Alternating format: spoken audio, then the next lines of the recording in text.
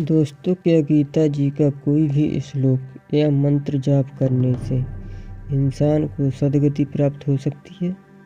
इसी विषय पे आज हम दो संतों के विचार जानेंगे और समझेंगे कि गीता जी में राइट वे और वे ऑफ वर्शिप क्या है जिससे इंसान की सद्गति हो सकती है। तो आइए सबसे पहले अनिरुद्धाचार्य जी महाराज के विचार सुनते हैं। इसके बाद हम संत रामपाल जी महाराज के विचार सुनेंगे। जब मरण अवस्था आती है तो गीता जी का कौन सा श्लोक सुनना चाहिए? कोई भी श्लोक गीता जी का सुन सकते हैं। एक श्लोक याद कर लो। सर्वधर्मान परित्यज्य मामेकं शरणं व्रज अहम त्वा सर्व पापेभ्यो मोक्षयिष्यामि मा शुचः। ये श्लोक आप याद कर लें और हमेशा रोज़ बोला करें। मरने के समय यदि ये श्लोक सुनाया जाए किसी को या बोला जाए, निश्चित उसकी सद्गति होगी होगी होगी। गीता का कोई भी श्लोक सुन ले, सद्गति हो। दोस्तों, अभी आपने अनिरुद्धाचार्य जी महाराज के विचार सुने। आइए अब संत रामपाल जी महाराज के विचार जानते हैं। जो गीता जी में वे ऑफ वर्शिप नहीं है, वो शास्त्र विधि त्याग कर मनमाना आचरण है, वो हमने नहीं करना चाहिए, वो व्यर्थ है। फिर भगवान को पाना बहुत आसान। गीता जी में कहा कि मेरी भक्ति करनी है तो ओम इति एकाक्षरम ब्रह्म व्यवहारण मामनुस्मरण ये पर्याति तो जन्देहम सयाति परमाम गतिम 8वें अध्याय के 13वें श्लोक। मुझ ब्रह्म का केवल एक ओम मंत्र है, नथिंग एल्स। अंतिम सांस तक भक्ति करता हुआ जो शरीर छोड़कर जाता है सो याति परमाम गतिम, वो मेरे यानी ब्रह्म से मिलने वाली जो परम गति है उसको प्राप्त होता है। कहाँ? ब्रह्म लोक में चला जाता है। और गीता ज्ञानदाता अपने विषय में कहता है 4थे अध्याय के 5वें और 9वें श्लोक में, 2रे अध्याय के 12वें श्लोक में, 10वें अध्याय के 2रे श्लोक में कि अर्जुन मेरे और तेरे बहुत जन्म हो चुके, तू नहीं जानता।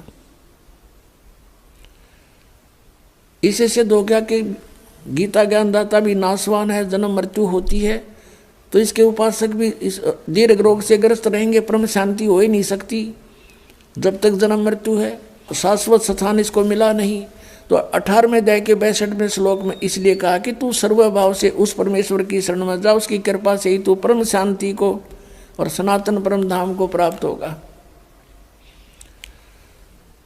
अब सनातन परम धाम जो सदा रहने वाला सतलोक को चला जाएगा, वहाँ परम शांति होगी।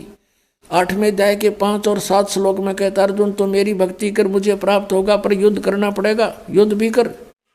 और युद्ध करने वाले को शांति कहाँ? तो ओम से शांति नहीं हो सकती। ओम का जाप ब्रह्म का, ब्रह्म कह रहा है मेरी प्राप्ति के लिए ओम जाप कर, युद्ध भी कर, करना ही पड़ेगा। और तुझे परम शांति चाहिए तो उस परमात्मा के पास जा, यहाँ कोई शांति नहीं है। उसके लिए क्या बताया 17वें अध्याय के 23वें श्लोक में कि ओम तत्सतिति निर्देश ब्रह्मण तिर्विद समर्थ है। सच्चिदानंद घन ब्रह्म का केवल एक ओम तत्सत, ये 3 मंत्र का जाप है, नथिंग एल्स, और कुछ नहीं। यही निर्देश है, फाइनल फैसला है।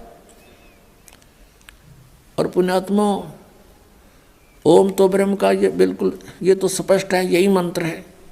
और तत् और सत ये सांकेतिक हैं, गुप्त हैं, कोड वर्ड है, ये दास बता सकता है, इस पृथ्वी पर किसी के पास नहीं है। यदि कोई इस दास से ये सुनकर फिर आगे आप पे प्रभु पाक जाएगा, गुरु बन जाता है, नाम देता, वो अनधिकारी है, वो सबसे बड़ा शत्रु है आपका। क्योंकि एक छोटा सा लाइसेंस आप बनवाते हो, ड्राइविंग लाइसेंस या पासपोर्ट, वो भी नकली कोई बना देगा तो वहाँ पकड़ा जाएगा जहाँ पर उसकी आवश्यकता पड़ेगी। फिर उसमें बहुत देर हो चुकी होगी और सजा के पात्र भी होंगे, दोनों होंगे, बनाने वाला भी बनवाने वाला भी। तो ये ओम तत्सत ये 3 मंत्र अभी आपको बताया था 15वें अध्याय के 16 और 17 श्लोक में 3 पुरुष है।